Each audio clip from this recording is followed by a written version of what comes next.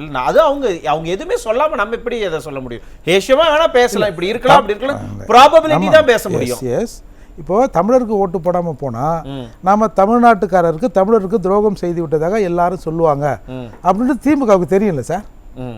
அப்ப தமிழருக்கு தானே சார் அவங்க ஓட்டு போடுவாங்க. ஆனா அவங்க என்ன வாதத்தை முன்வைக்கிறாங்க திமுக ஆதரவாளர்கள் கடந்த காலங்கள்ல கடந்த சில நாட்களாக என்ன பேசிக்கிட்டு இருக்கிறாங்கன்னா, நாங்க ஏன் அதை அப்படி பார்க்கணும், நாங்க அப்படி இந்த நீங்க சொன்ன அந்த கண்ணோட்டத்திலே நாங்க பார்க்க மாட்டோம்.